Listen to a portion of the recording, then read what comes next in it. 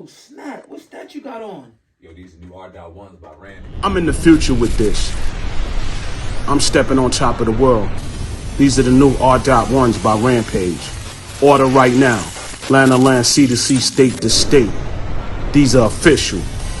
Don't wait. The R.1s by Rampage. Rated R Empire. Yep. Hey, get your pair right now by going into the description box and clicking the link at the top line of the description box.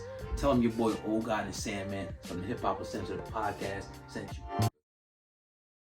All right, man. Nick Cannon did a candid interview with the CEO of the Anti-Defamation League, Jonathan Greenblatt, this week. And what was said, I think, is not only eye-opening, but I think it opens up the floodgates for some serious dialogue. Now, I'm going to play Nick Cannon's brief dialogue that was released on the internet with Mr. Greenblatt, and then on the back end, I want to really dissect this thing, and I think understanding can happen right here, and I definitely want to bring everybody closer to how I'm feeling about this. So let's listen to exactly what went down, the brief, because I'm sure it was a long interview, but the brief dialogue between CEO Jonathan and Greenblatt of the ADL and our brother Nick Cannon. Rotate. Anti-Semitic.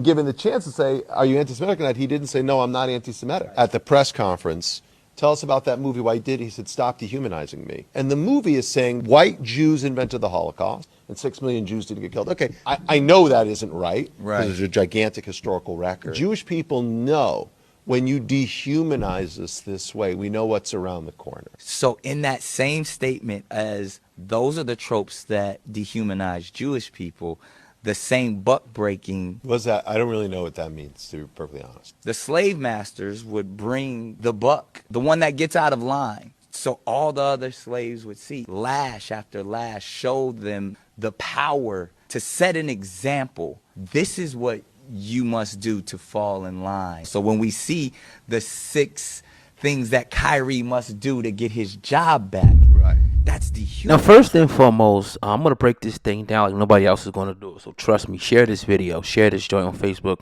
share it on Twitter. All right, this is how we're going to break this down, right? Because a lot of people in the mainstream media won't give it to you like this. This is why this is hip-hop uncensored, right? All right, so first of all, I agree with both of those. And first of all, we need to give a round of applause for Nick Cannon for opening up dialogue, and also a round of applause for the CEO, Mr. Greenblatt, for actually having the dialogue in front of the world with Nick Cannon, because he's trying to get Nick Cannon to understand his point of view, which I 100% agree with.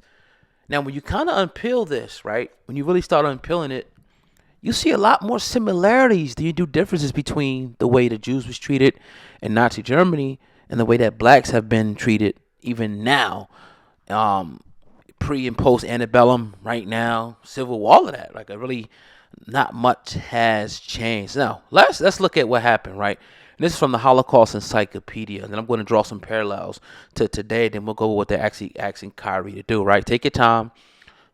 Pause this, go get yourself, some coffee, a drink or something, because we're going to break this thing down. Okay, so how did the Nazis use censorship? When the Nazis came into power in 1933, the German Constitution guaranteed freedom of speech and freedom of the press through decrees and laws. Now, the Nazis abolished these civil rights and destroyed German democracy starting in 1934. Now, as I'm reading these things out, just kind of compare and contrast us in America right now. It was illegal to criticize Nazi government. Even telling a joke about Hitler was considered treachery. People in Nazi Germany could not write or say whatever they wanted. Think about the U.S. government now, right? Now, examples of censorship under the Nazis included closing down or taking over anti-Nazi newspapers, right? Shutting down, people's channels and things like that, right? And this is, I'm drawing a comparison, right? Because obviously there were no YouTube channels and Facebook channels back then, right? 2, controlling what news appeared in newspapers, on the radio, and newsreels. We see a lot of people talking about being shadow banned and controlling information, right? Banning and burning books that Nazis criticized as un-German, controlling what soldiers wrote home during World War II. Now, How did Nazis use propaganda? The Nazis used propaganda to promote the ideals and beliefs. Beginning in 1933, the regime tried to centralize its propaganda efforts in a new ministry led by Joseph Goebbels. Now, this ministry was called Rich Ministry of Enlightenment of Propaganda. The Nazis used a variety of propaganda tools to spread Nazi ideas. Now, examples of some of the propaganda they used was glorifying, right, Hitler by using his image on postcards, posters, in the press, spreading negative images, ideas about Jews in magazines, films, cartoons, and other medias. Let's just think about how blacks are depicted today, right? And when Mr. Greenblatt, when he says, when people start dehumanizing Jews, he knows what come next. Well, when people start dehumanizing black people, we also know what comes next. And we have dealt with that for 400 or 500 years plus through slavery, post-pre-antebellum, Civil War times, and even now, right? Let's go down further. They're broadcasting Nazi speeches on the radio and public loudspeakers, organizing large and celebratory Nazi party rallies, creating groups like the Hitler Youth League of German Girls that fostered Nazi ideas. Now, how did propaganda and censorship work together? Textbooks are a good example of how propaganda and censorship work together in the Nazi regime. The Nazis used both propaganda and censorship to control what students read in school, right? Nazi censors removed some textbooks from classrooms. New textbooks taught students to obey Nazi Party, love Hitler, and to hate Jews. So that's just, it's a lot more similarities there. It's a lot more similarity. So I'm not going to delve into the whole anti-Semitic thing, but black people, we have been through probably worse atrocities than anybody. Not probably, worse atrocities than anybody, so we can relate. So I don't see us delving out anything to anybody, right? We have been the oppressed in this country. So it looks to me as if one government has adopted these same things that was oppressing the Jews. To me, that's what it appears like to me. Right or wrong? Right or wrong? Let's go back. Let's just go back, right? Controlling what news appeared in newspapers or the radio and news reels. Banning books. Now, I'm not saying they're banning books, but obviously we understand how the media has worked. And let's particularly look at the image. That's why I'm big on how we are portrayed, and we seeing guys in dresses and all this crazy stuff. A lot of gangster rappers promoted. A lot of, all that stuff should be banned. Like, you shouldn't be able to talk about another brother in a disparaging way like that and it be sold and profited wholesale. See? You see what I mean? Now, they won't stand for, we can't stand for, but the thing is, right, the difference is they not standing for it. We're fighting each other.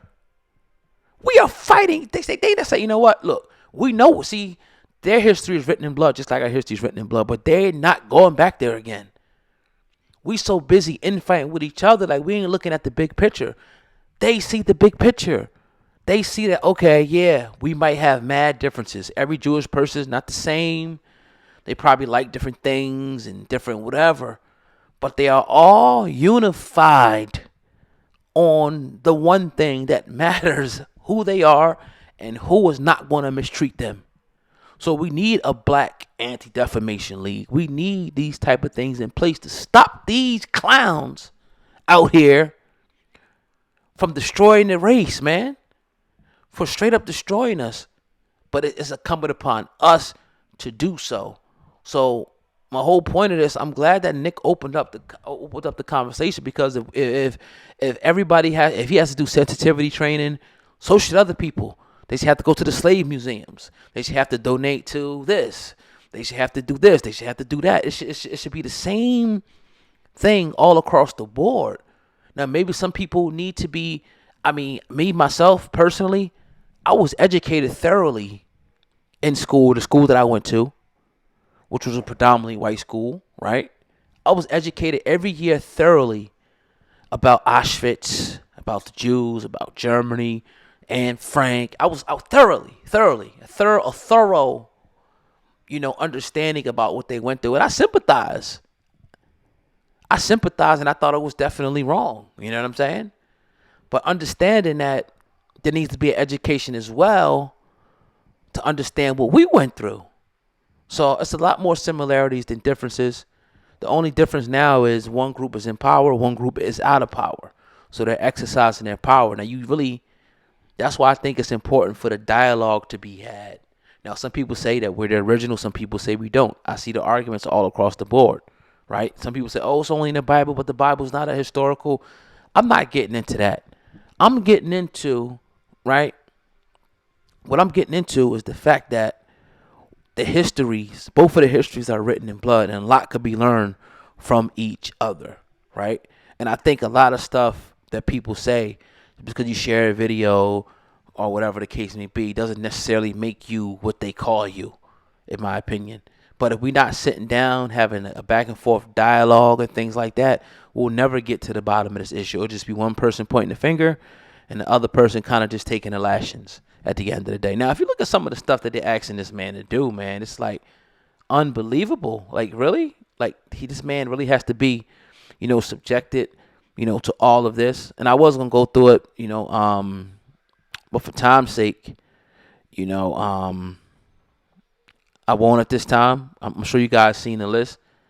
But let me know what you guys think in the comment section, man. Let me know what you think. Shout out to Nick Cannon. I'm glad he had this conversation. And I'm hoping that you guys learn something and listen.